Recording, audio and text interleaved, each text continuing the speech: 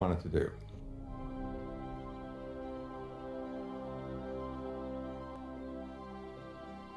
So at lunch one day, a Bell Labs executive asked, what would it take to ray trace this scene in real time? And I said, well, we need a 512 by 512 array of Cray supercomputers, each with a red, green, and blue light bulb on top, and we'll put it in the desert and fly over to 10,000 feet and take pictures of it.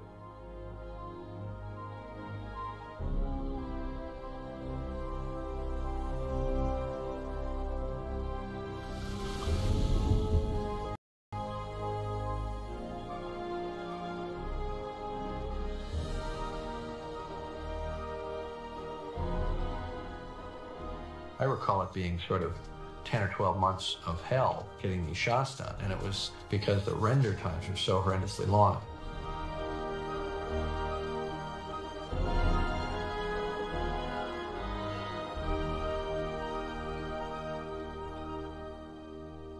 Fight one, ready, go!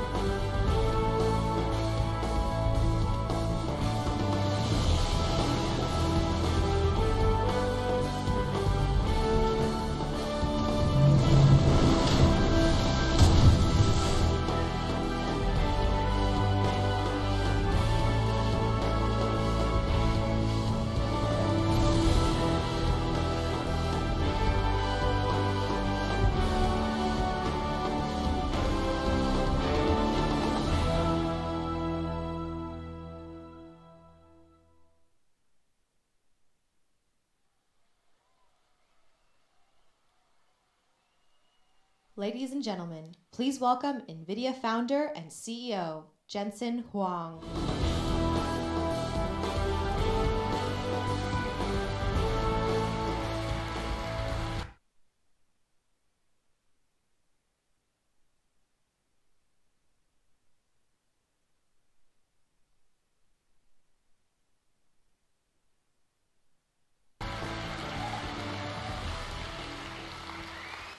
Guten Tag, Gamescom! Welcome! First of all, great job, guys. We're going to kill it. Don't panic. Everything's going to be fine. There is so much technology in this room right now. It's barely under control. Okay, so you guys are going to have a great show. Welcome to the launch of the GeForce GTX.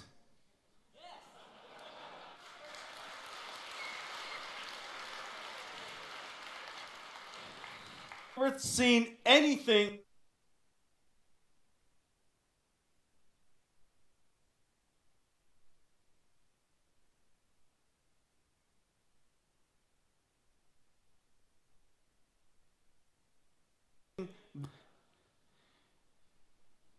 The good news is you're going to be surprised. But on purpose, but everything on the web is wrong. This is a historic moment for computer graphics.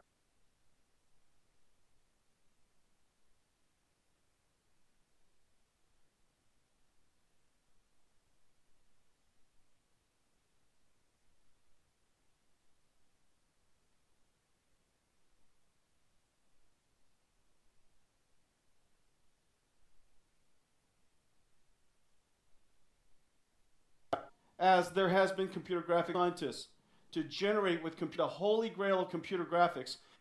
First of all, light is coming, it's bouncing all over this room. This room is being illuminated indirectly.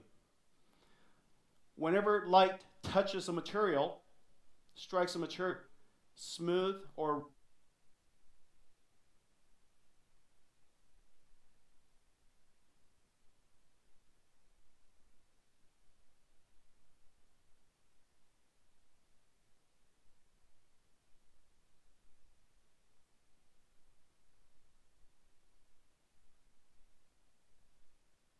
rough, absorbs light, diffuses light, it's orientation dependent, maybe it's not, it's matte, and as a result, this entire room, bouncing around this entire room, it doesn't strike every surface the same way.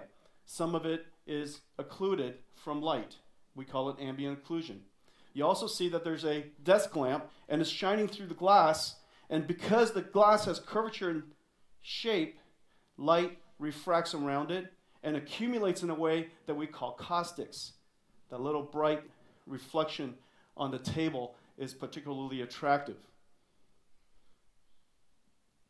The shadow of phasma coming from all different directions. It's called umbra and penumbra. Umbra is where the shadow is completely occluded, and penumbra is where it's partially occluded. You see the sense of soft. She's reflected in the mirror. You know how mirrors work. Oftentimes in video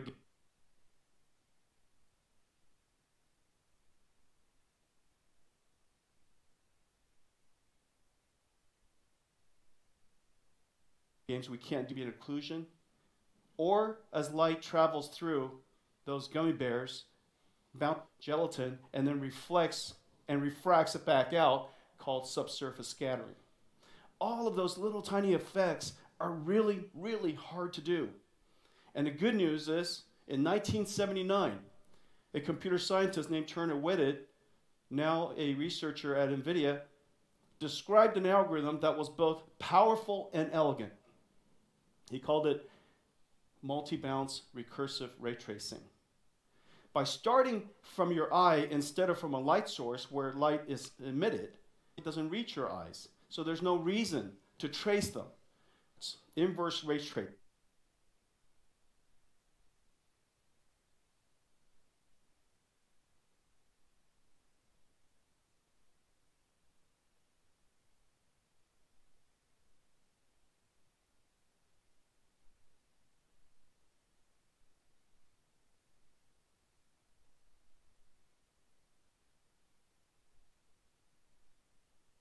A reflected wave, a reflected ray, a reflection ray. That reflection ray would be basically the same incident angle relative to the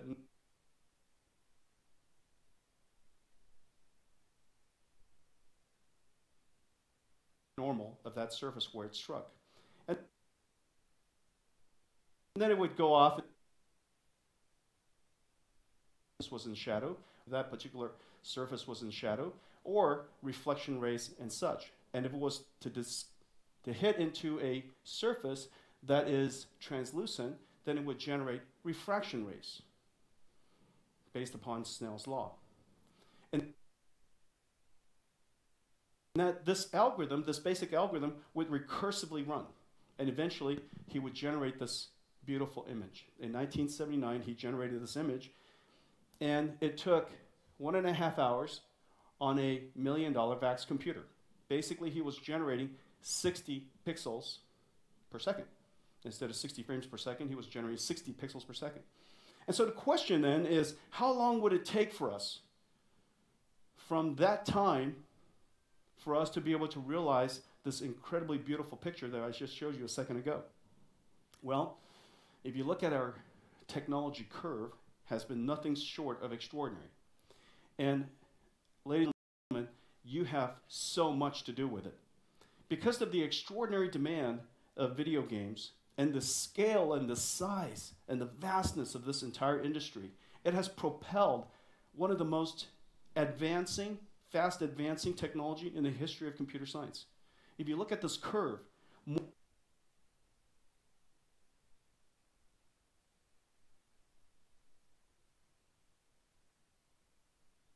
Moore's law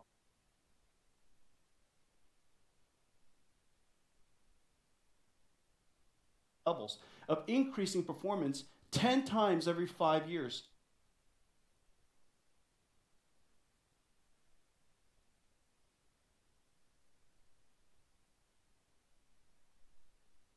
And so the question is, and by the way, these are some of my favorite GPUs.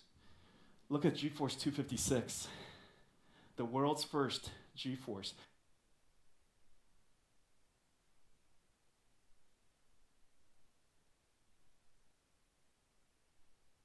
How many of you had GeForce 256? Incredible, thank you.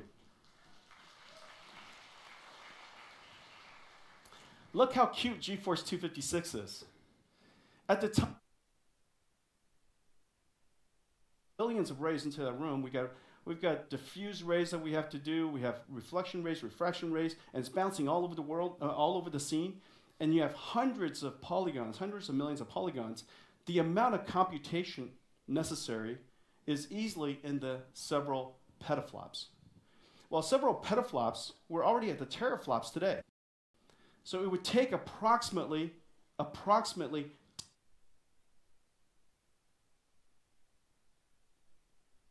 Sorry guys, इस glitch के लिए ये Germany से ही जो stream है वो disturb हो रही है due to internet connection problem. Well, several petaflops, we're already at the teraflops today. So it would take approximately 10 more years, approximately 10 more years at our current rate of progress to go from teraflops to petaflops. Well, we didn't want to wait that long. We didn't want to wait that long. And as you know, architecture is the single greatest lever in computer graphics. It is the single greatest lever of GPUs. So what are the interesting new ideas we could create that allows us to achieve effectively 1,000 times more performance 10 years earlier? And so we invented the NVIDIA RTX. The NVIDIA RTX is a platform consisting of architecture and software and SDKs and libraries that allows us to combine different types of rendering technology into one unified and cohesive platform.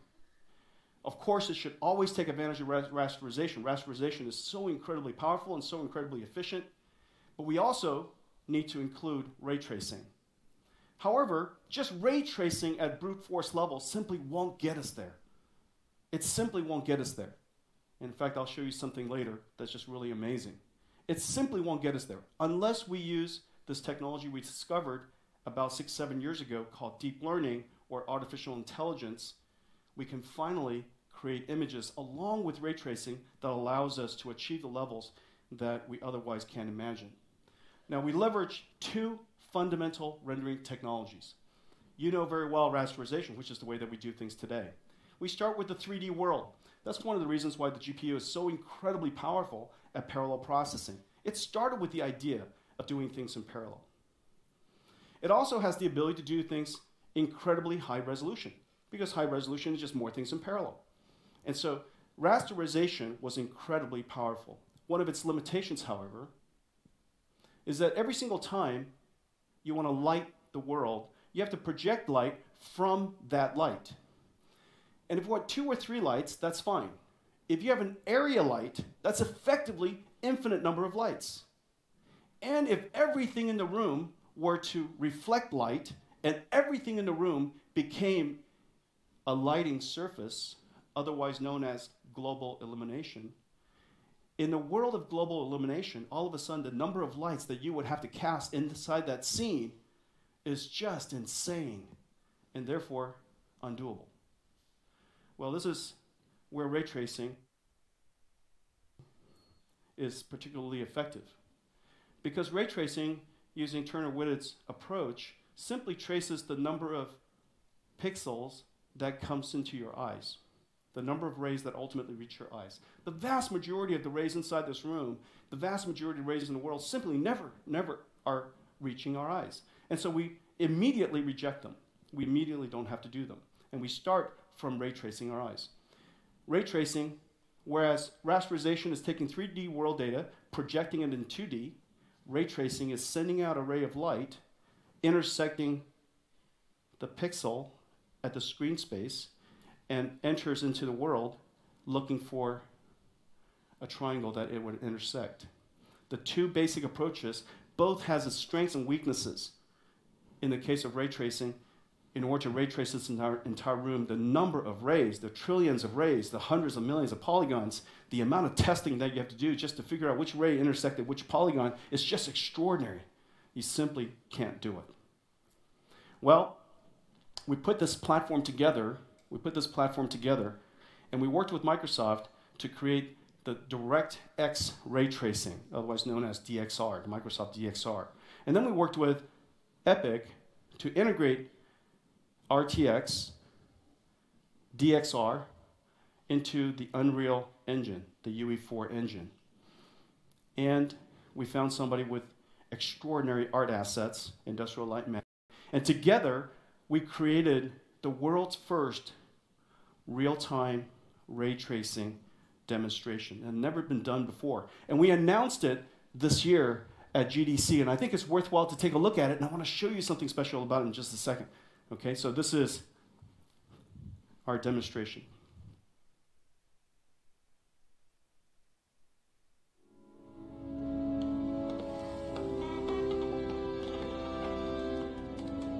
What's the story with all the elevators lately? I heard Kylo Ren destroyed the one over in D sector. If you ask me, who's ever in charge of this place should be transferred to Hoth. What? What?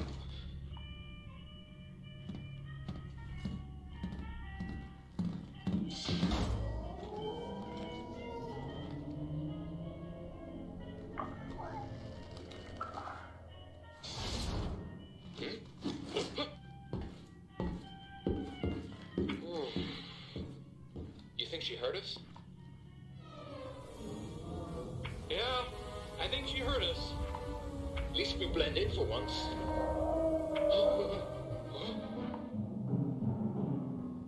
Incredible, right? Absolutely incredible. And so what you saw was physically based materials. It was sitting in an elevator shaft where there were area lights. And those area lights were moving as the elevator was moving. And therefore, as the area lights would illuminate the surfaces and the shadows would be soft. The shadows would be soft. Using area lights is incredibly difficult to render shadows. And notice the inner reflection. There's reflection off of Phasma. There's inner reflection of Phasma on her gun. And there's reflection of her gun on her chest. And if you look at the stormtroopers, the illumination and reflections are all completely in real time. Doing this is simply impractical today. The way that you would do it, of course, is that you would fake a whole bunch of lights. That would slow down performance. It still won't look right, and all the shadows will look bandy. Second, you would create all kinds of what is called reflection probes made out of cube maps. But unfortunately, they're all moving. So every single scene, you're going to have to create a whole bunch more reflection probes, a whole bunch more cube maps, basically starting from the point that you would like to have to see reflection and rendering out from that point every single direction, turning into a cube reflection map. Those tricks simply are not practical with a scene of this level of fidelity. Well, it took 4 Tesla V100s, the same GPUs that are powering the world, 5 of the world's top 7 supercomputers today. It takes 4 of them in a $68,000 deep learning supercomputer that we make called the DGX. This is what researchers use to create their deep learning AI models. And so $68,000 to finally render running the RTX platform, real-time ray tracing at about 20 some odd frames per second. Well, when we announced it, people got so excited about it. They said, how do we buy that DGX? We could use it as a game console. And the requests just kept coming in. How do we turn DGX into a game console? The price point is slightly out of reach for most gamers.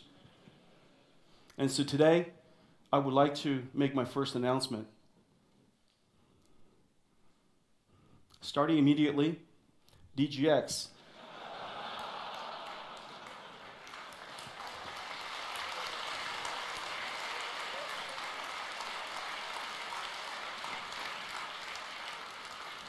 3,000 easy payments of $19.95. 3,000 easy payments. We'll throw in the first game for free. So call now. The telephone number is right below you. 1-889-789-2080. And good luck with that. It's beautiful, isn't it? That's just completely liquid cooled. It is silent, doesn't make a peep, and it does real-time ray tracing for the very first time for $68,000. Well, it turns out what you were looking at just now was not running on that.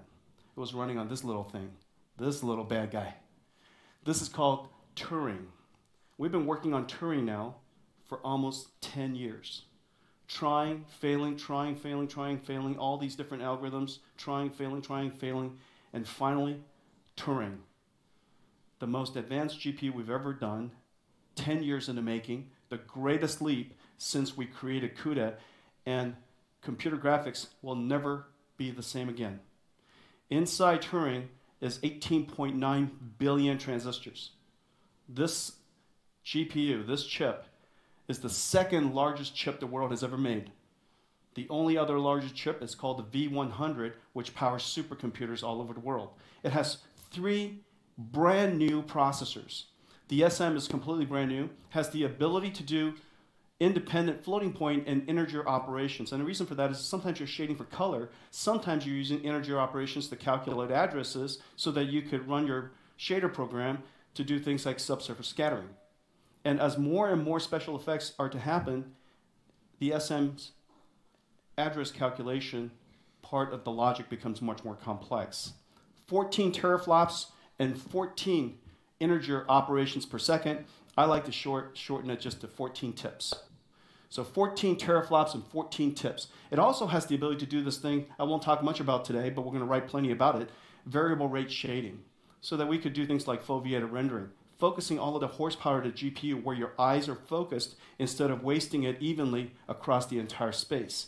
If you're moving, we might be able to adapt the place where we focus your shading horsepower. If the resolution or the content detail is different across the entire scene, as most scenes are, we could focus our horsepower where there's the greatest amount of fidelity. As a result, you're effectively getting a several X boost in your shading performance. The second is a processor we call the RT core. RT stands for ray tracing core. It's 10 gigaраys per second. I love saying that, 10 gigaраys per second. A 1080 Ti, the fastest GPU in the world today, 1080 Ti does 1.21 you got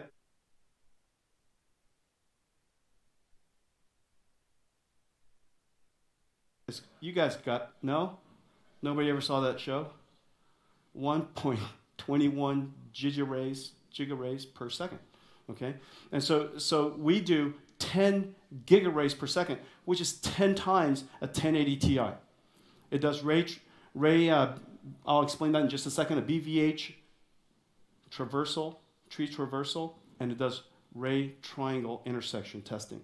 And then we have a new processor called Tensor Core, which runs AI processing like crazy. 110 floating point teraflops, or because it has multiple precisions, depending on the type of networks you're running, you might be able to use lower precision or mixed precision. As a result, 440 tops with 4-bit integer. All of this so that we could do hybrid rendering and run RTX. Well, so the question is, how does this all turn out? So if you look at the performance, it looks kind of like this. So Turing is built for RTX.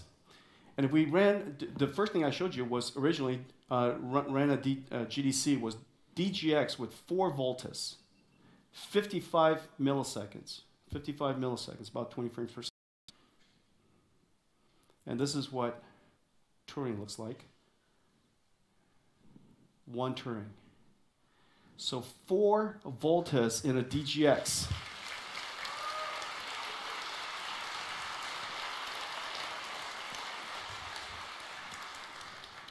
This has never happened before.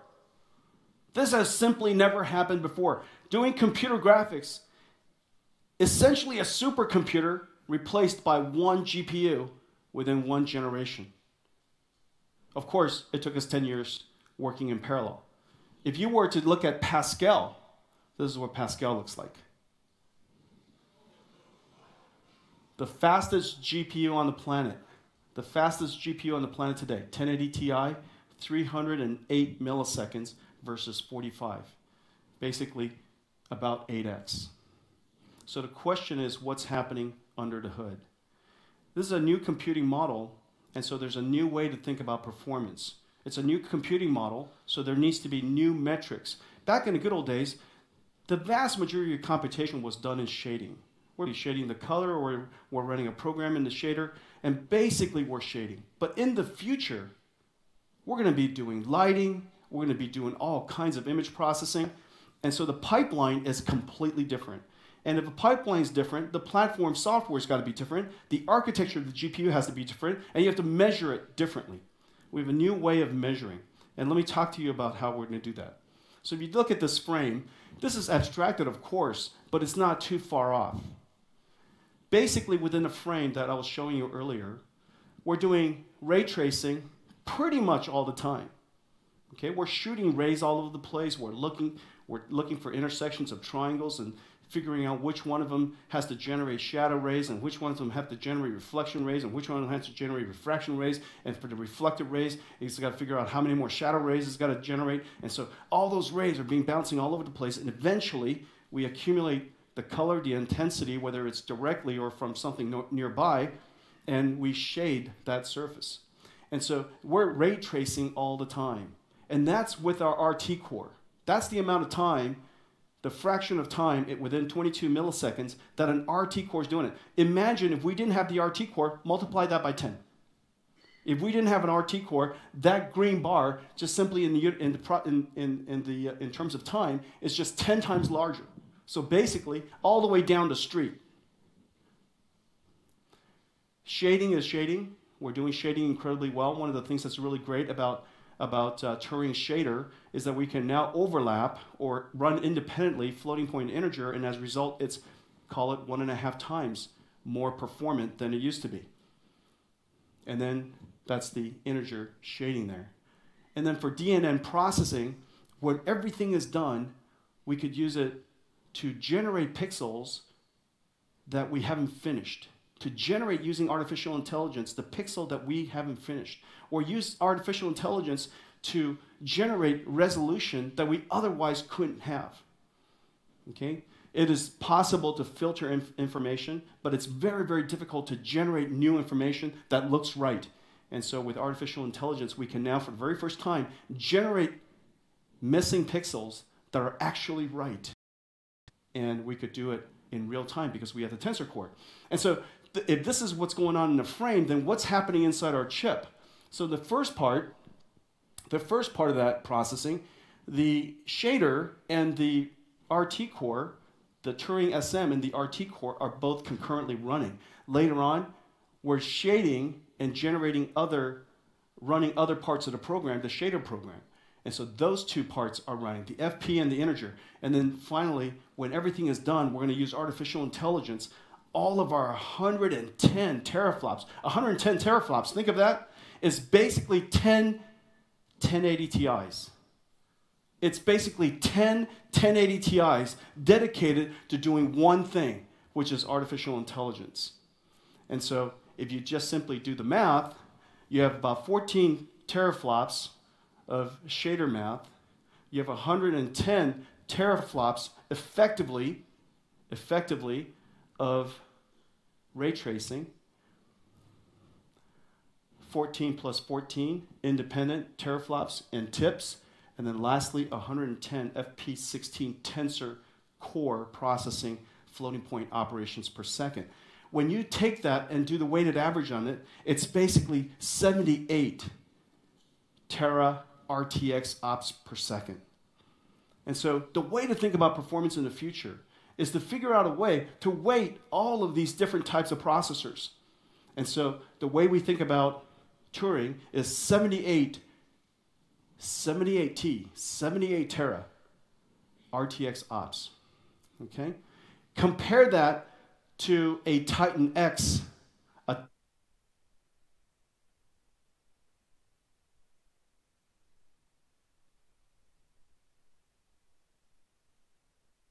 Titan X, our highest end of approximately 12. 78 versus 12. When you're running ray tracing, that's what it's going to look like, 78 versus 12. Well, one of the most important miracles, you're going to see a lot of writing about this in the future, is simply the testing. The concept is simple. You're sending an array into the scene, and you're trying to figure out which one of those triangles out of 100 million that intersects. Well, you could simply just walk across the screen and see which one you eventually touch. Well, you got to go 100 million times. Or what you could do is you create a data structure, an acceleration data structure, called a bounding volume hierarchy. Basically, it's like binning. Suppose I had 10 things I got to figure out which one is the one I want. I was asked to go pick something out. I had to go pick one of 10, excuse me, one of 1,000. I'm going to put 10 bins or 10 boxes, and within each one of them, I'll have 100 things. Within each box, I'll have 10 boxes with 10 things each. If I knew that, if I started looking for that thing out of those boxes, and I discovered that it is in one of those larger boxes, then I can ignore every other box. And then once I find that within the larger boxes, if I find it within one of the 10 smaller boxes, I can ignore all of the other boxes. And then if I can find it within that box, I know it's one of the 10. It's the same idea here. We're sending this triangle, we're sending out this ray, we're trying to figure out which one of the triangles it intersects with. And once it intersects with a bounding box, which is a large structure, which has a whole bunch of other bounding boxes within it, which other boxes within it, and within that there's a whole bunch of triangles. Once we intersect one of the bounding boxes, we know all the other bounding boxes are ignored. And then we figure out which one of the bounding boxes within, and then once we figure out which one of the bounding boxes within, we have to figure out which one of the triangles it happens to be. Well, the amount of mathematics necessary to do this is just shocking. And to do it precisely so that the image quality is perfect is really, really hard. And took us 10 years to do this. To create the architecture and the algorithm for doing this, design it in a way that actually speeds up, which is very, very hard to do because these beams, all these rays are incoherent, which is the enemy of parallelism. Somehow, we figured out a way to make all these incoherent things largely parallel, and then to create an acceleration structure, an acceleration accelerator that allows us to do this at the speed of light. And so, the RT core was invented. Well, the RT core invention had to go along with all the software layer on top of it and what we call eventually the RTX platform. At SIGGRAPH, we were really pleased to see research being done in this area. Our researchers and the researchers at the Search for Extraordinary Experience, I love that, SEED, Electronic Arts research team. NVIDIA research is called NVIDIA Research. EA research is called SEED. I love that. The Search for Extraordinary Experience Division. And so they worked on RTX with our researchers to figure out how it could accelerate, how it could create new computer graphics. And everything from deferred shading and direct shadows and lighting and reflections and global illumination and ambient occlusion, transparency and translucency. Translucency and transparency are just incredibly hard to do with rasterization because the concept of depth is very difficult to discern. And post-processing, as you could see, for each one of these operations, we're using different parts of the chip, exactly as I described earlier. The effective ops, the effective computational capability, 6 times Volta. 6 times Volta, 6 times NVIDIA V100. And so that kind of puts it in perspective. This new Turing processor, this new Turing GPU is just a monster. It's incredible. Let's take a look at some of this stuff. And so this is what it looks like. This is computer graphics today. Physically based material, direct lighting. You could see the shadows. They're hard shadows. We could try to trick it by blurring it a little bit, but it's still going to be basically that. And this is what RTX looks like. Okay, so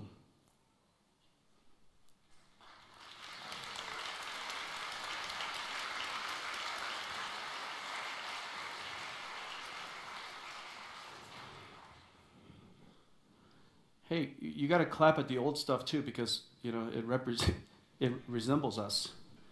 So here we go. I'll give you a chance, guys.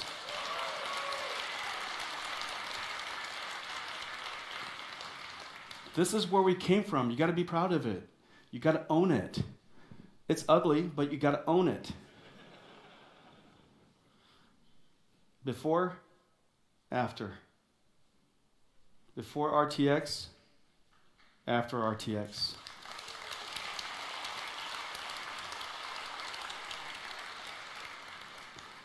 Oh no, this is just the beginning. I'm just warming you guys up. I just gave you an olive for the appetizer. Okay, can we show them some stuff? Nacho, Hi. Is it you and me? Yes. Okay, so this is Nacho. He's one of our dev techs, incredible computer scientist, amazing computer graphics engineer. This is what he was able to do with RTX off. RTX off. Now, of course, this scene is incredibly hard, and the reason for that is because you can't use tricks like screen space reflection here. You could put some reflection probes, but it's just incredibly hard here because things are being reflected all over the place. There's refraction. You see that graphics card back there? That's a beautiful graphics card. I announced it a week ago. That's called the Quadro RTX. And you got this crystal ball here where it should reflect and refract. There's a little green ball on the ground there, and then there's that chrome ball in the back, and this empty, I don't know why, but empty glass box.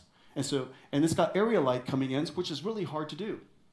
Okay? And so in this particular case, Ignacio is doing his best to emulate the area lights, but the shadows are ugly. You know, this is the limits of today's computer graphics. Now, we could fake a lot of stuff. We could fake a lot of stuff by arting it up and cause you to not look at it. But in the final analysis, this is what the limits of today's computer graphics is. Now, Ignacio, let's turn RTX on.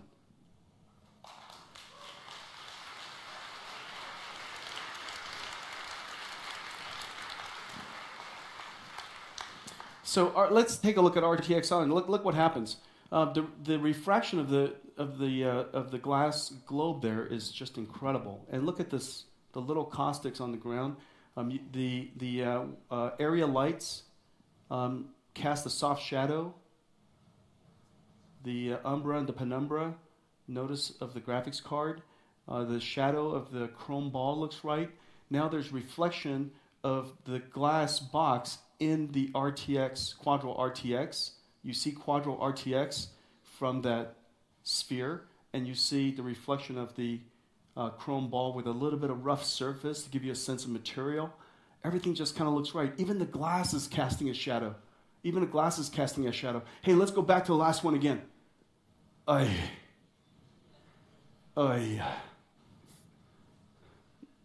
Yeah, I know. Now, of course, we got to add a whole bunch of paint and a whole bunch of stuff to make it look right. Or we could do it this way. RTX on.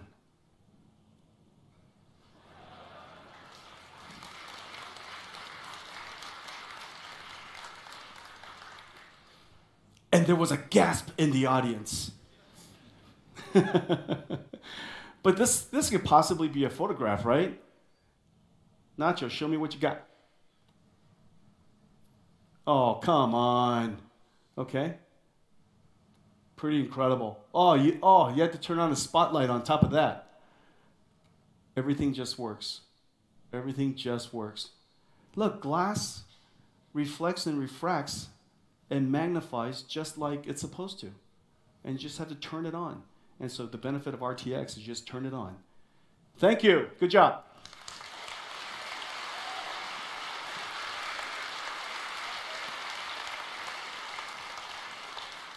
And so now I'm going to show you something. We're going to turn it all together. We're going to put it all in. We're going to put it all together. And it's going to be a demonstration that we created recently. To highlight the power of NVIDIA RTX, this mixed mode rendering, unifying rasterization, ray tracing, compute, and artificial intelligence. And what you're about to see is completely in real time.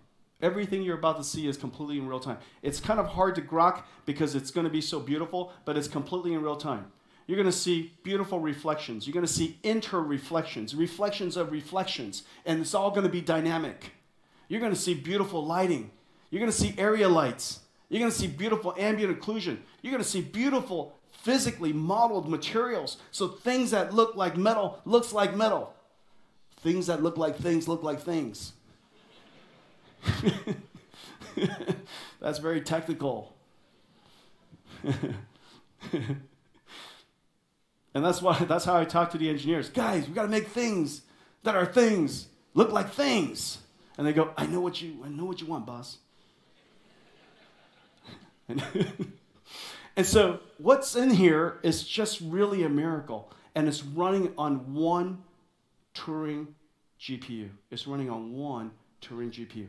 Ladies and gentlemen, the name of our demo is called Sol, S-O-L.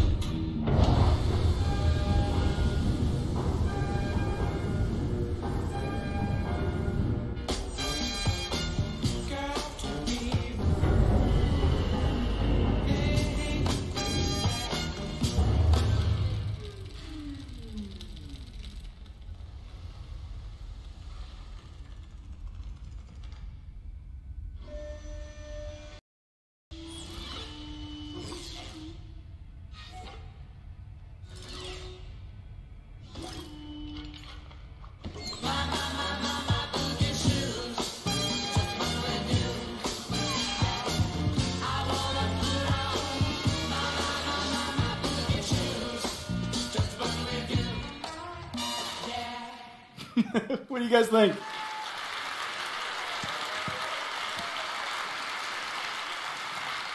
The NVIDIA RTX running on top of a Turing is a field of machine learning where using a large amount of data, you could train a supremely large neural network how to do things. You train these neural networks with all of this massive amounts of data, which is otherwise examples, on supercomputers.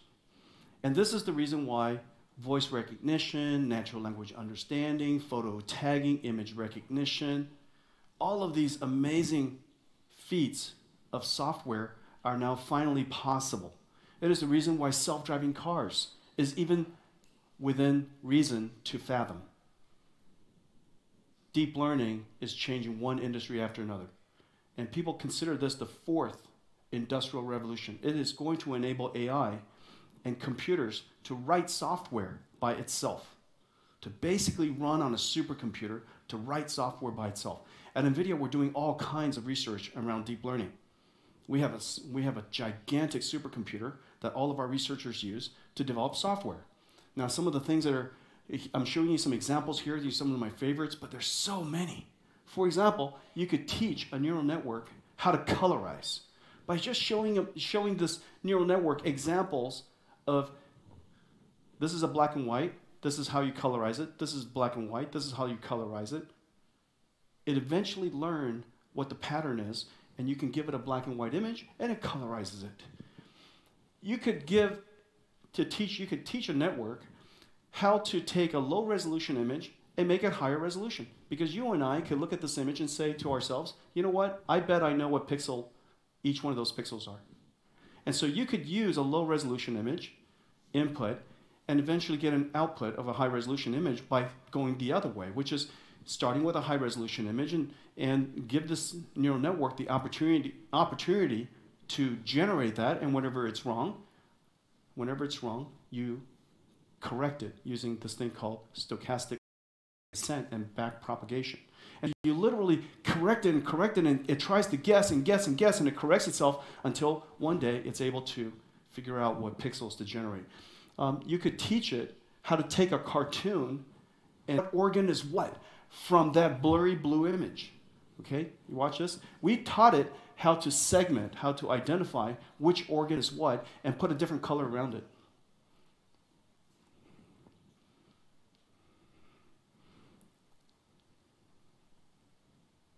Pretty amazing. This is going to revolutionize medical imaging. We have a platform called Clara. It has the ability, you could teach it how to go find identical twins. Come on, you guys, that was funny. This is what we taught it to do. Change the color of the hair. All in real time. Previously, you would have to find identical twins to do that. Much harder. Now you could do it with an artificial intelligence network. You could take a sketch and turn it into 3D.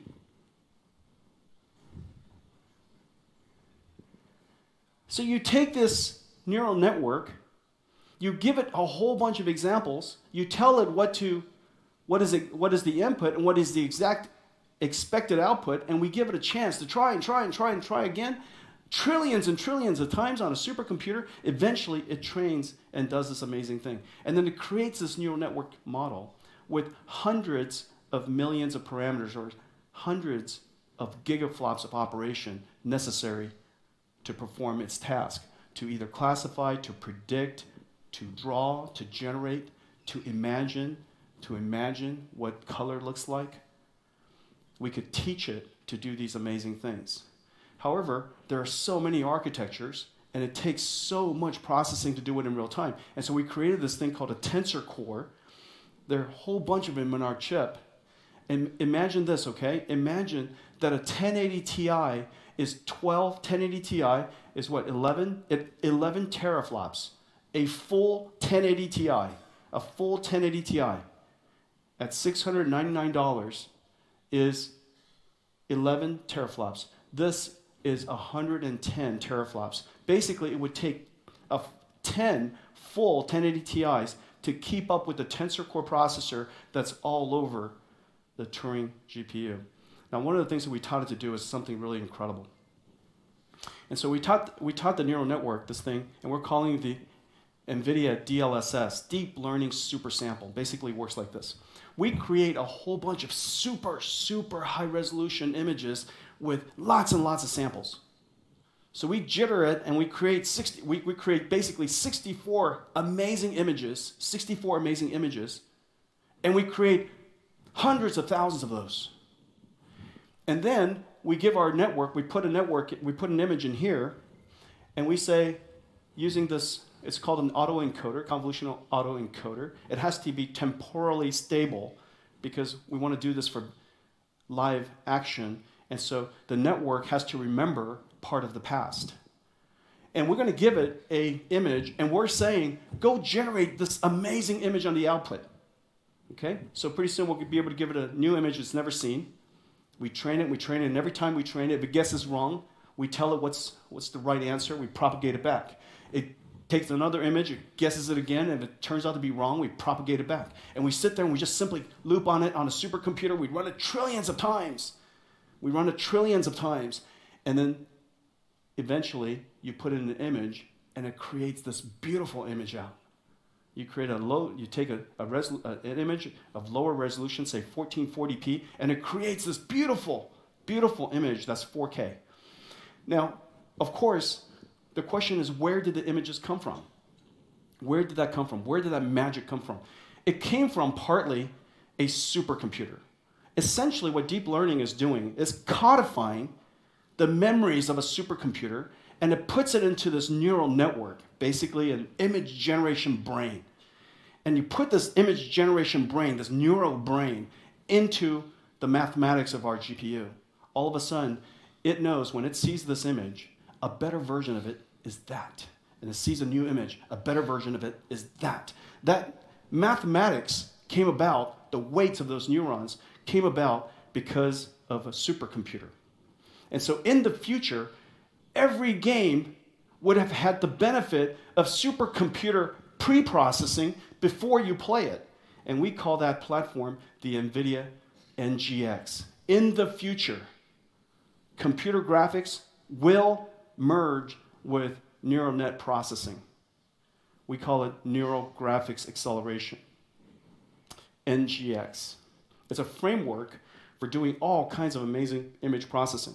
You saw earlier super resolution. We've invented super slow-mo. We're going to do all kinds of amazing things that makes video games and the images that come out of these computer graphics, CGI, look even more amazing. Basically, it works like this. We have a supercomputing infrastructure. There's a whole bunch of software that runs on it. The first thing you do is you generate ground truth. What is the perfect image? What is the perfect image?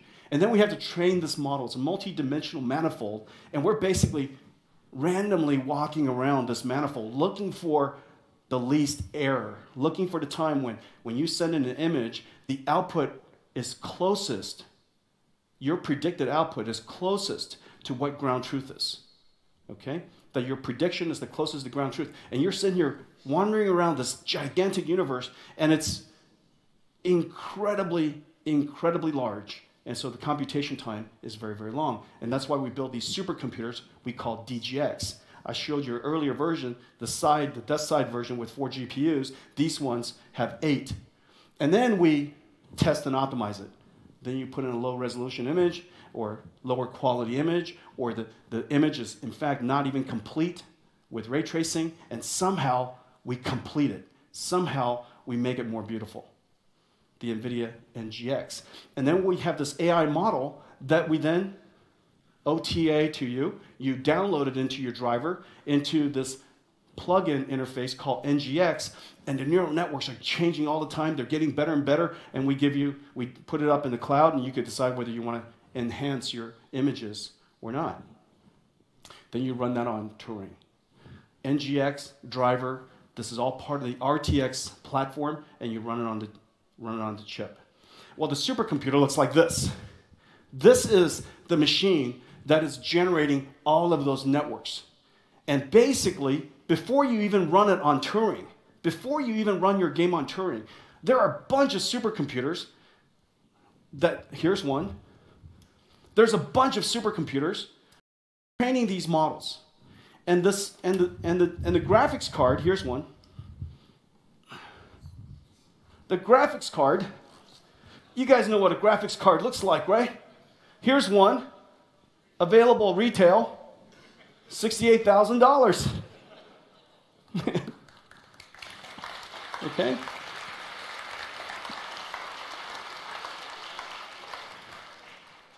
Got to keep your abs tight while you're doing this. A whole bunch of interconnects, SerDes interconnects called NVLink, connects all of these GPUs together into one virtual GPU. Every single GPU can see each other's GPU memory. All together, this board, that system has 2 of these inside. 2 of them. This is 1 petaflops. That's another petaflop, not motherboard, but mother of, God, it's heavy. GPU, 2 graphics cards, makes 2 petaflops. 2 petaflops, You want to put two petaflops is basically a supercomputer with servers from that side to that side. 400 servers, $2 million without anything else of servers this replaces. And so we use this to train the neural network model. Here we go. Here. You can do it. Thanks, lad. Thanks, Paul. You use that, and you train this network called the NVIDIA DLSS. Okay? And then it comes up with a model like this, and this is 4K TAA. You guys know the Unreal Engine Epic's demo called Infiltrator. It's just beautiful. Incredibly taxing on systems. And 4K TAA up there. TAA is the anti-aliasing technology we invented, which is temporal. And so temporal, it takes last frame, the motion vectors, and it tries to figure out what's the best combination to create beautiful edges. Look at that, because it's temporal and the motion vectors, so many things are moving. You see a disjointed hinge over here. And this is 4K DLSS. Look at this. That's just perfect. Okay?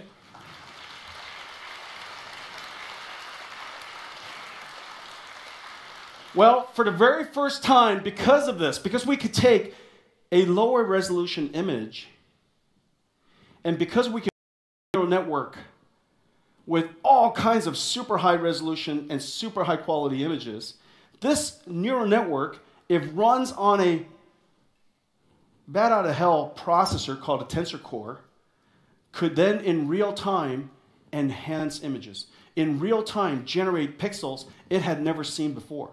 Generate pixels that make sense to go there, because if you and I were to look at it, we would know what makes sense to go there, and therefore it makes sense that we could teach a neural network how to make sense of what pixels to put there. So I'm going to show you something. This is Infiltrator running on one GPU at 78 frames per second in 4K at a quality that has never been seen before. A 1080 Ti, the fastest GPU in the world, can currently do about 30-something. Okay, from 30-something, what you're about to see is 4K. Now I'm going to lock it to 60 hertz because this display happens to be V-synced. And so you're going to see the frame rate on top, and ideally, it's pretty high. Very first time to see Infiltrator running at 60 hertz in 4K.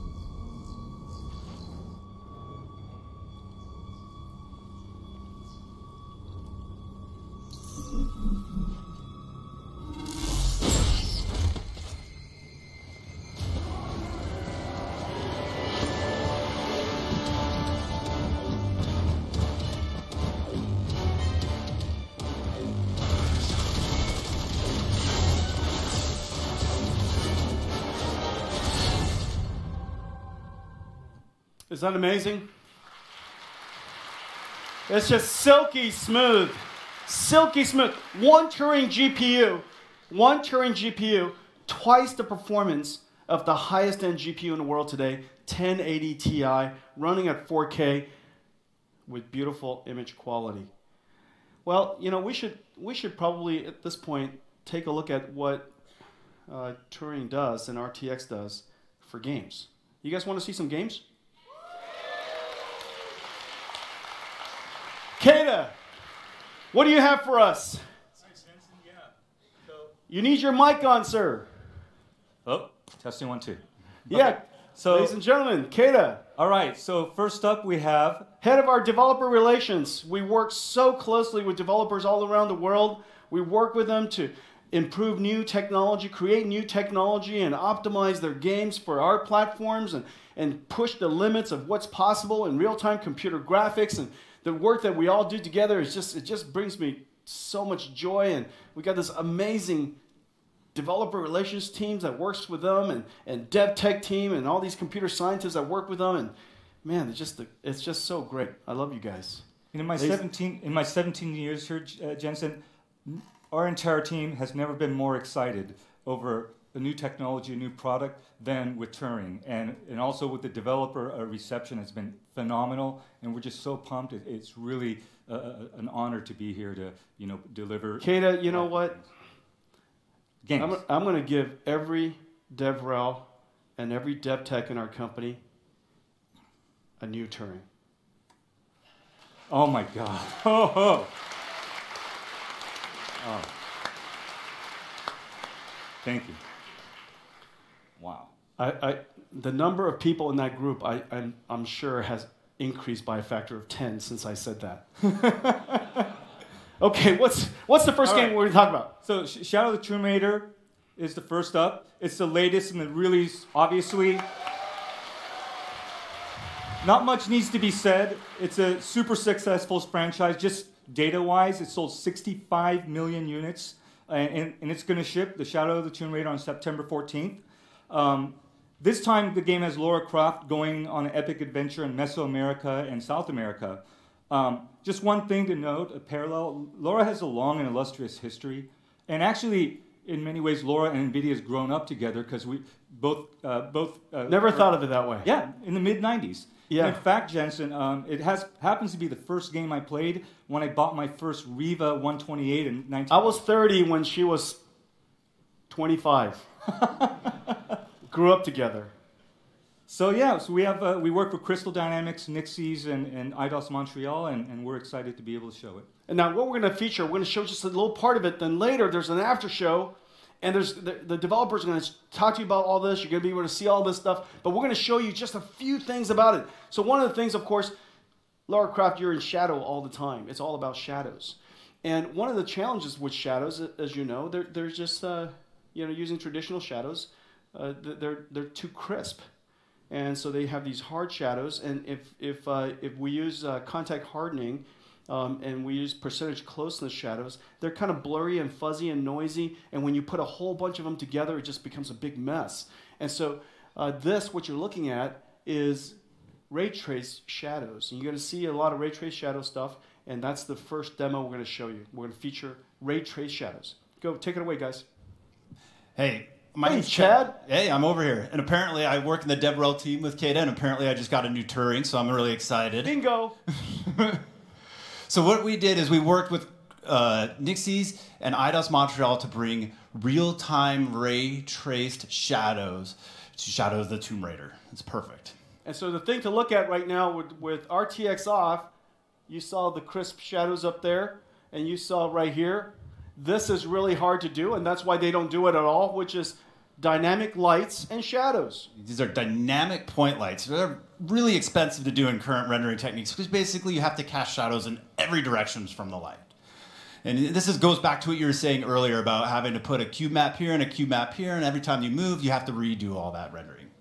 So let's put RTX to the test and have it just do it for us. Aww.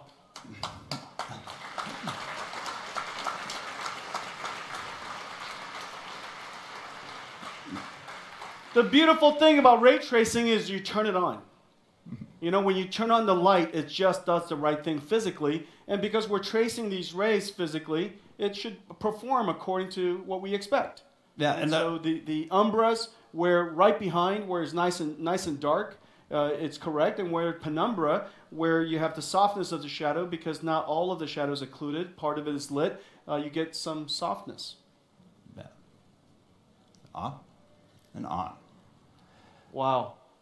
Now let's take you to, you were talking about some of those area lights earlier. You want to look at some examples of those? Yeah. Well, here's a big example. This is an incredibly lit scene. This whole scene is amazing. It's beautiful. And so what we have here is we have 2 cone lights and 2 area lights. Those area lights are basically rectangular shapes, the neon lights above the stage. And what you notice is the shadows below are hard, like you keep talking. And this is state-of-the-art for real-time graphics right now. And I gotta say that because the guys are sitting right next to me who made those shadows. And they are, Brett, this is the best we have right now. And they look beautiful. Yeah, they look great. Until now. And the way that's simulated, those area lights are simulated essentially as a couple of point lights. And that's why you see such hard shadows. Exactly. But if you simulate the area lights like area lights, because we ray traced it, and independent of where the rays bounced around, eventually, if it were to hit some part of that area light, it gets lit. And so ray tracing is a much more cost-effective, in fact, however, very difficult to do, way of doing area lights. And let's turn this on and take a look. So you get the nice blend of the color and the light. Isn't that beautiful, guys?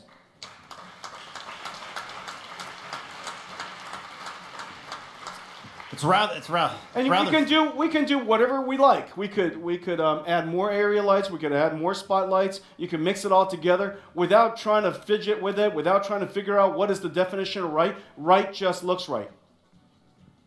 That's another wisdom. Right looks right. And talking to the artists that do this, they tell me all great things about shadows. They're telling me shadow is another color to them. They love shadow. And they also told me that shadow and light is what they use to set the mood and tone of their environments. And so that's how important shadows are. And it feels like we just gave them a lot more depth for it.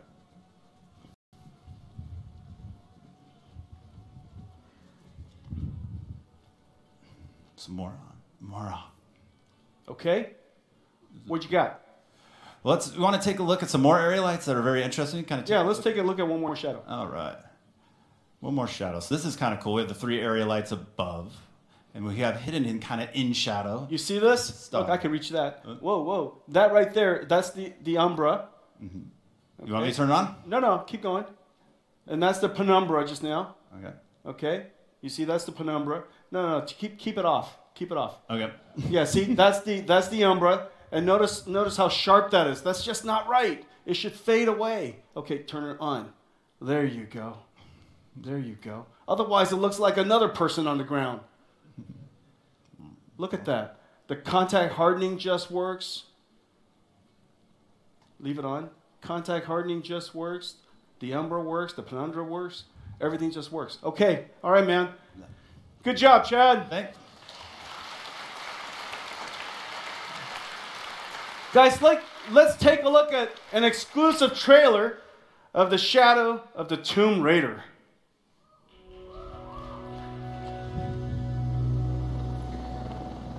What is that?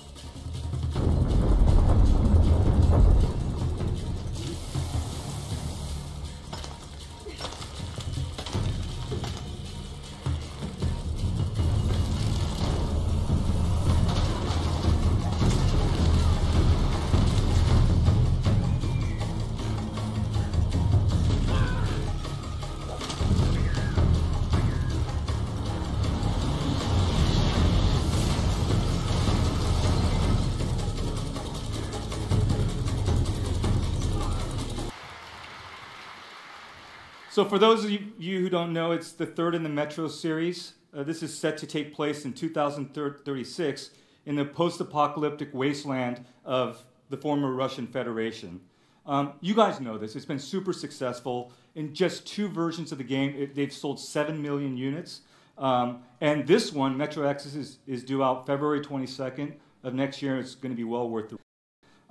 It's developed by 4A Games, who since for the first time we met with them, Jensen, back in 2009, they're super enthusiastic and very forward-thinking, so we're not surprised that we have them here today to show something awesome. Yeah, that's really cool. Now, the thing that we're going to showcase with this demo here is something that is just really, really hard. Basically, the way light works is, can you guys see this? My light is really bright, but basically, light is coming in from the outside through those windows. And of course, this part is lit directly. And the challenge here is that's an area light, and so we have to make sure that the shadows look right. However, that light doesn't stop there. That light bounces around this room, and it illuminates different parts of the scene, depending on how close they are to that particular light. And maybe in the creases and the corners it's really super dark, but in other places it's more light, and direct light it's completely bright. And so lighting this room using traditional computer graphics lighting is just incredibly hard. And this is the perfect showcase for global illumination. Now they want to use light, of course, to create these incredible moods. And so you feel, you know, a little scared when you walk into a room instead of being completely black, which is not right, or completely lit, which is not right either. And so global illumination has the ability to create an aura, a feeling, a sensation that is really photoreal. And so this has been something that we've been pursuing literally for a long time. This is a 10-year pursuit that we have finally been able to do, global illumination. Let's take it away. So Matt, this is GI on, and so just as I was describing earlier, the light is coming in through the window, it's bouncing around inside, and as a result, we're lighting, look at that, where that corner is darker, that corner over there is completely dark, and that light right above the windshield is nicely lit. It does exactly what you expect it to do, and it does it all by itself. Just put sunlight outside. Super high intensity ambient light. Put it outside and everything just works. Everything just works. Now you could do it the other way. No, go to direct light. You see this? This is the way computer graphics basically works. Now, of course, we could create a whole bunch more fake lights. We can create a whole bunch more fake lights. But in this room, if you create more fake lights using spotlights, you'll get all these different areas that are lit too intensely and others that are not. And it looks like you basically turned on a whole bunch of lights. Now, what you could do, and what Matt did earlier, is turn on basically an artificial global illumination light, which is basically a fake ambient light. It's like somebody comes in here and instead of allowing us to light this room with global illumination, which is happening right now from these monitors, like for example, I'm being lit by the monitor, and you guys are all being lit by this screen, this 4K gigantic, beautiful screen. And so the entire room is being lit with indirect lighting. But here, because we can't do indirect lighting back in the past, as in yesterday, we had to put a fake light in here. It's like somebody comes in here and put a fake light in constant intensity, constant color throughout this entire room. As a result, the places that should be dark, like back there, isn't dark. The places that should be more bright is the same intensity. Okay, which is what you're looking at now. So this is wrong, and let's look at right. Look at that. Delightful.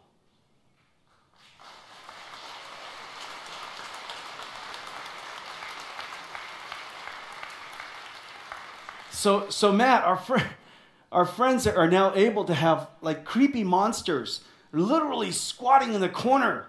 Yeah.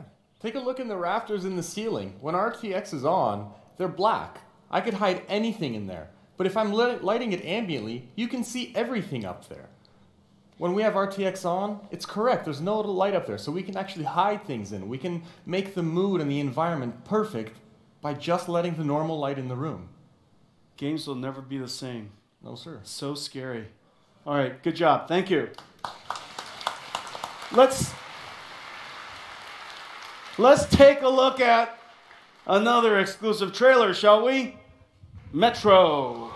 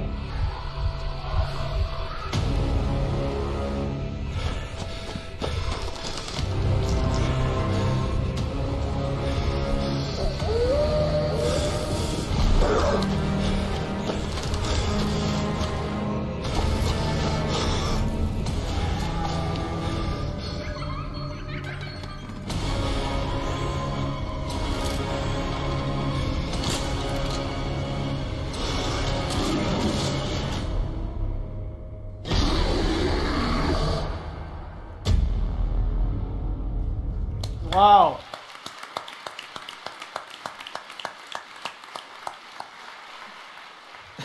That is incredibly scary. I don't think we have enough arrows. Okay, I want to flash through a couple of them, and then in the after show, we're going to show it to you. I want to save time for a whole bunch more stuff. Okay, let me show you. Assetto Corsa Competiziano.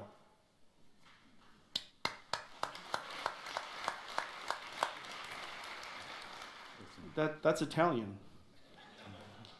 I spoke 2 languages today already. Okay, when you guys see it later, I want you guys to look at some stuff. Okay, first of all, the reflection on the windshield. You guys know how screen space reflection works. If it's not on the screen, there's no way to take that image and reflect it onto the surface. And as a result, look at the glass on top. You see that car? You see the Ferrari up there? It's reflected on top. All of the rails all the way down are reflected. No errors, no weird banding, no weird distortions. You see this guy reflected from the other side. So when you go see it, he'll be moving and everything will be dynamic. When the cars come through, you'll see all the reflections up and down this aisle of the cars with other cars, the cars over the window. Everything is going to be completely dynamic and nothing had to be tweaked.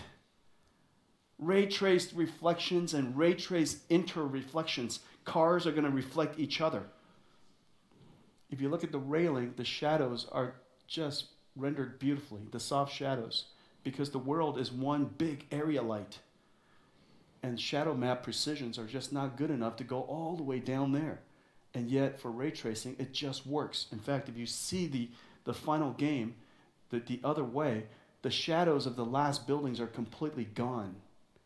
You're going to see reflections of the toolbox of the garage and the car in the garage. Everything just works.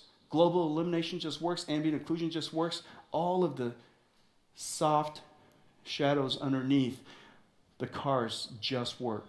And you can look through the window, and depending on the angle of your view, you'll see Fresnel reflection. So sometimes you see perfect reflection. Sometimes you'll see through the car. Everything just works because ray tracing just works. You're going to see another game called Atomic Heart. And this game is just really interesting.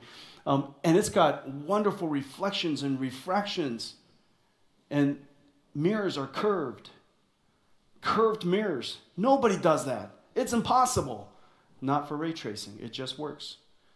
You get this area light underneath, casting that soft shadow for the robot behind it. Everything is physically based. All the materials are rendered beautifully. And so area lights, reflections of the scene that you can't see in the scene. So screen space just doesn't work. And yet everything just works here. Well, guys, I want to show you something that's really cool. You guys want to see an amazing game? I can't wait for this. This is probably one of my family's favorite games. And this is wow. Guys, I can't wait.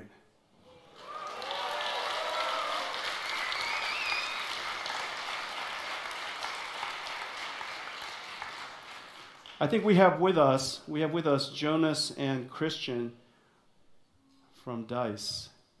Guys. Hello. Some of the brightest and the most amazing computer graphics engineers in the world. We've been working together on implementing RTX into Battlefield 5.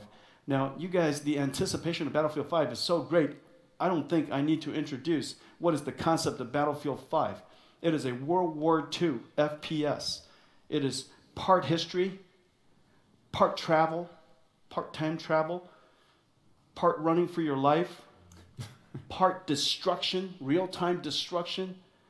You've never seen destruction like there is destruction. Isn't that right, guys? Correct. You guys know destruction. We do. You guys know how to blow it up. Okay? There's mayhem. There's chaos. You work as a team. You can battle by yourself. I want to go learn all kinds of stuff about World War II by going through your game. I just want to be a tourist. Turn on God mode and go through as a tourist. So we're going to show you some pretty amazing stuff. Isn't that right, guys? That's All right. Okay, Jonas, let's go. Take it away. Yep, Christian. All right. Thank you, Jensen. Thank NVIDIA for hosting such a great show. This is really cool. We at DICE have worked closely with NVIDIA engineers over the past year to get to the point where we are now. And we're so proud and thrilled to be here and show it off to all of you. So, Jonas, I'll leave it to you. Take it away. Yeah.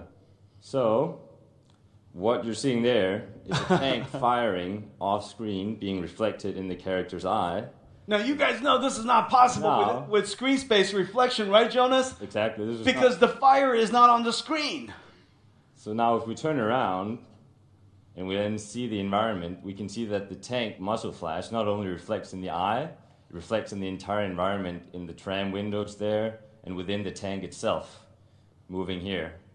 So now if we keep moving forward, yeah.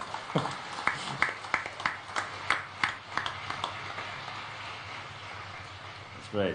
So of course, one of the big challenges of SSR is also complex surfaces like this. So now with RTX on, if we set off an explosion behind the tank here, but next to the car.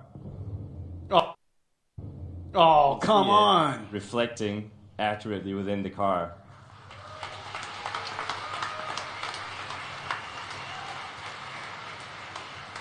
That's impossible. Of course. How would you do that with RTX off? Yeah, how does that look?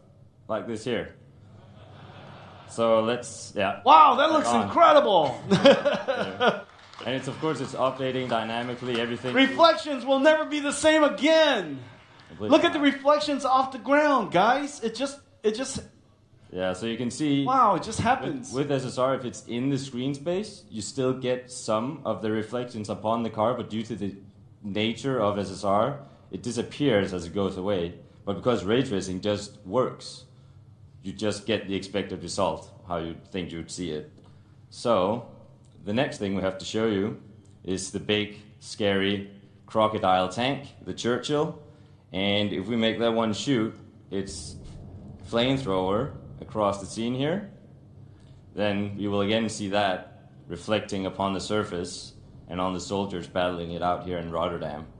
So now if we look down in the ground with RTX on, we'll see the flame, we'll see the soldiers moving, we'll see everything. And now if I turn RTX off, we lose everything. We lose all the detail, all the context of what's happening in the scene. But with RTX on, you just get a much more cohesive image and a better understanding of what's happening around you. So one thing we also pay particularly much attention to in battlefields is just the weapons, accuracy, making sure the smallest detail is correct. And you can see even there, the flames are reflecting properly in the wood of this gun here and in the windows in the back. And now if I turn RTX off again, you lose all this detail. So, yeah. Wow. Really cool. Now, Jonas, what you guys have done is all of your guns, all of the objects are modeled physically. Exactly. It's physically based. And so the gun has wood, which is diffused. It's a dielectric material. You have metal, which is reflective. And the metal has substructure in it, microstructure in it, so there's some roughness in it. And so without doing anything at all, because it's physically based, we shoot a ray into that scene. It intersects with a triangle on that piece of metal on the site, and it figures out, I need to boink, generate another reflection ray, and it traces its way to the flame, which is coming by, and when it comes by, it accumulates on that surface, it shades it perfectly all by itself. Ladies and gentlemen, the magic of ray tracing. Exactly. And there's more. So, what you see now are objects that are really close by, but ray tracing works for more yet. So up here we've got two C-47 airplanes. They've been shot down, they're crashing with their engines on fire. So now if we go over to the car here, and you can also see the flame reflecting in the car nicely over there. So if we keep moving forward, and then look down on this reflective car right here, we will still be able to see the plane. If we move back here, we can see the plane reflecting in the car. If I move this lens flare. Wow, your lens flare works right good. There. And then with RTX off, I love it. Everything up. Yeah, look at that. We can keep moving forward. Wow.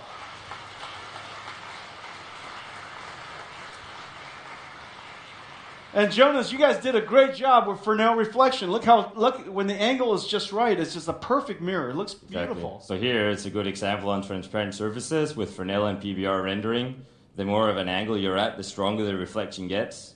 And now with what we had before on these ones were just cube maps, which they're also static. But with ray trace, you get a lot more detail. You see the entire environment. And of course, as I said, the old school cube maps, they are also static. So say that we were to destroy this building here, make a tank shoot it, with ray tracing on, you'll be able to see frostbites and Battlefield's destruction system within the window, moving dynamically. And now, to end it all off, RTX, I mean, it works on the entire scene.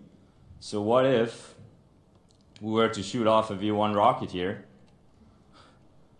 and zoom out, get a good view of the entire street of Rotterdam, and then take a look at the windows, all the places that you would expect to reflect.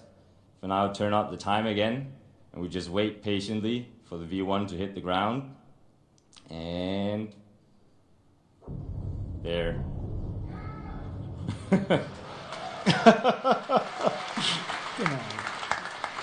That's awesome. That's great. Good job, you guys. Good job. That's really great. And it's amazing what you guys did so fast. I know you guys worked super hard. Easily. I mean, it still takes a great deal of great engineering. But comparing to doing it the traditional way of arting everything into existence, the amount of engineering that has to be done is just significantly lower going forward. You know, hopefully, using the laws of physics, when you guys create a scene, things would just look right and behave accordingly. And so this is really just such a great achievement. Wow, things are still falling apart. I've never given a talk in total destruction before. You guys do destruction great. You're great at destruction. That's a lot of pent-up anger there, sir. Lots of great destruction. Okay, you guys made an amazing trailer. Let's take a look at it.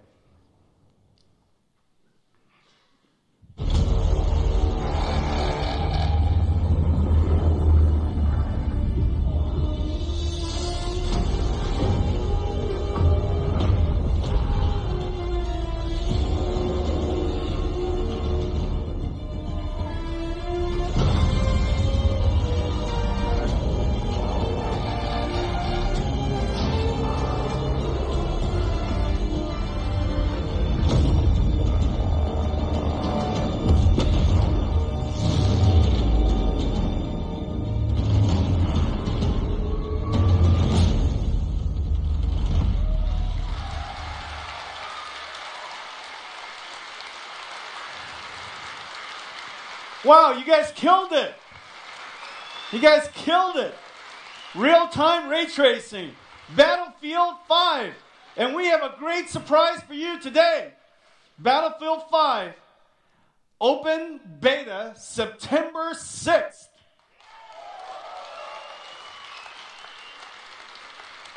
Guys, congratulations on a great achievement. Yeah, this is really a wonderful achievement. Thank you. There are so many other RTX games coming your way. Developers all over the world are working hard on RTXing.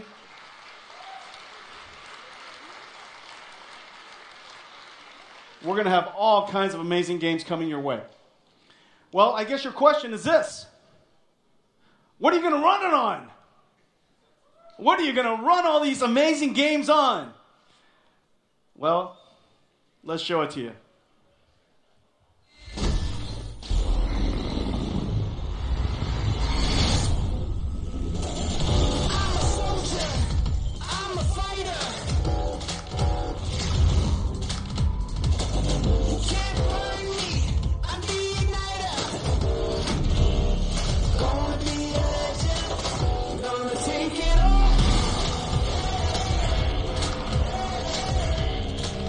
Watch me crush it like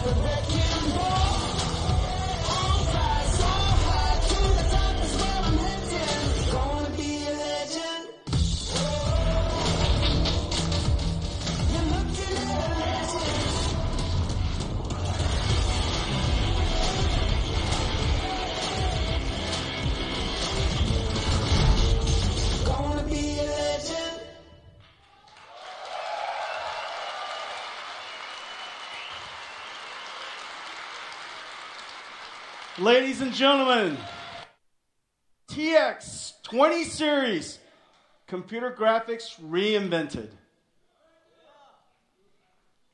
Isn't that beautiful?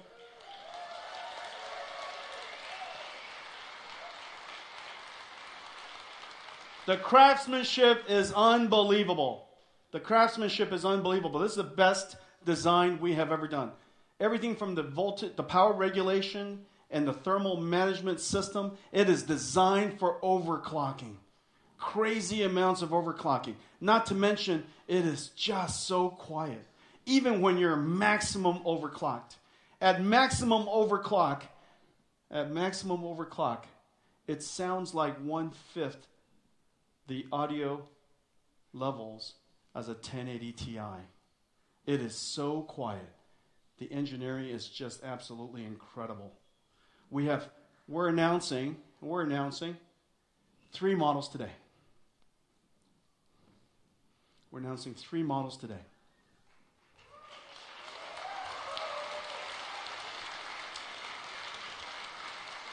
The RTX 2070 with 6 gigaраys per second, 5 times that of a Titan X. 5 times that of a Titan XP. 45 trillion RTX ops per second. 45 trillion RTX ops per second. That is several times the performance of a Titan X. 8 gigabyte frame buffer.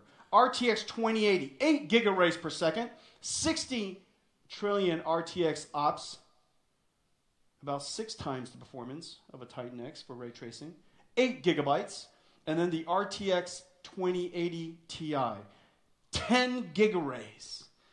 I love gigaраys. 10 gigaраys. Shoot as many rays as you like. Go crazy. Just shoot rays. 78 trillion RTX ops, 11 gigabyte frame buffer. Starting at $499. Starting at $499.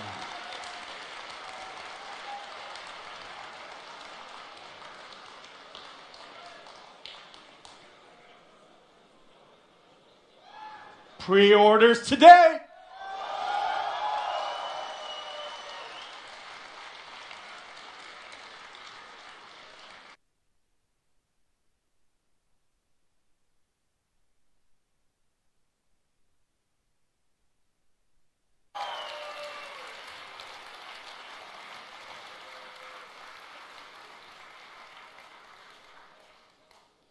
And here is your NVIDIA RTX family. The NVIDIA RTX family. The NVIDIA RTX family. The NVIDIA RTX family. Ladies and gentlemen, soon I'm going to see the NVIDIA RTX family. The NVIDIA RTX family. Quadro 8000. Quadro RTX 8000. 2 GPUs connected by NVLink, turning it into one large virtual GPUs. 96 gigabyte frame buffer, 166 trillion RTX operations. 166. That is basically 16 Titan X's in one PC. $20,000. $20,000. Now just imagine, that is twice the ray tracing performance. The 2080 from $699 and the 2070 from $499, and the 2070 is higher performance than the $1,200 Titan XP.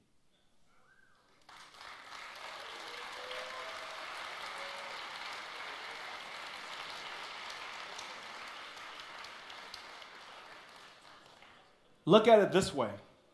I want you to look at it this way. Look at this. This is what they look like.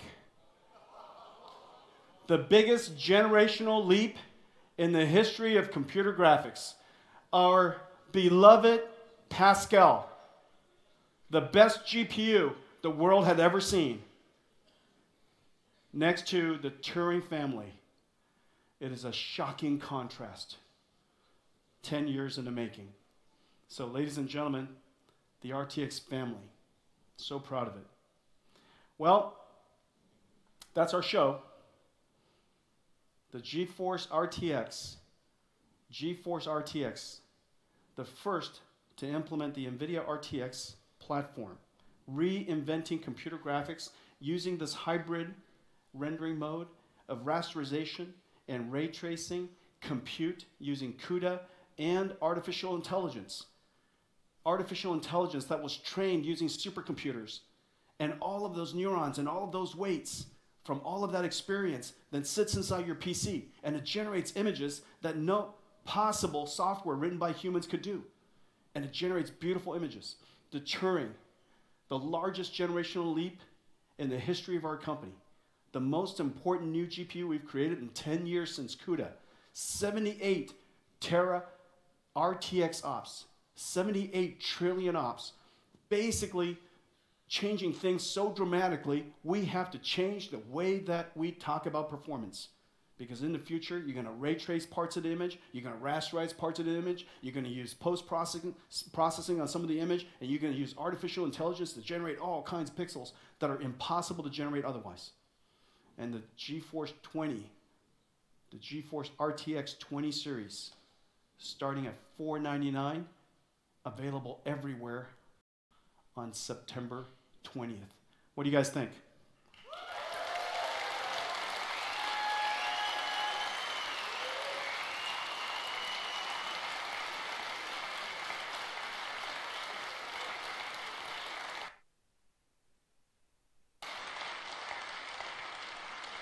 Okay, I have one more surprise for you. The guys did something. Well, everything is real time. It's physically based. All the materials are modeled properly. Reflections just work. Inner reflections just work. The lighting just works. Ambient occlusion just works. Area lights just works. Have I told you that before? Lighting, reflections, shadows, it just works. Everything could be dynamic. No cooking necessary. No art necessary. Just turn on the lights. Enormous amount of computer graphics capability then kicks in and draws the rest of it. Everything you see here is all completely in real time. Ladies and gentlemen, have a great Gamescom. It's been a pleasure being with you. This is a historic moment. Computer graphics has been reinvented. Thank you very much.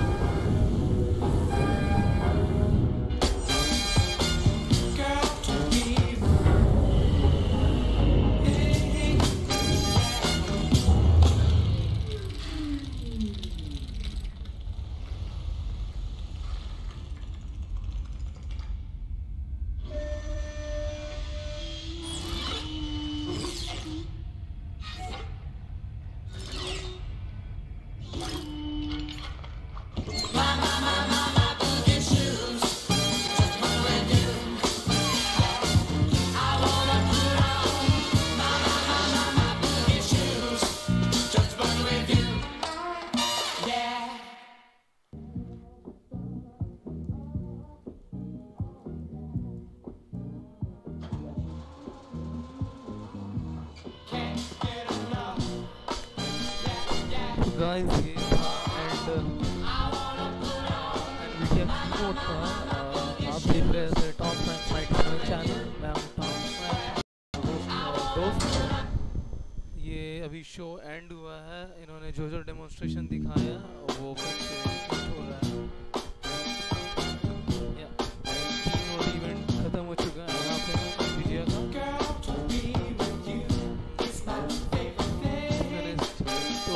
जैसे कि हमने देखा जो 2070 जो model है वो pre order कर सकते हैं.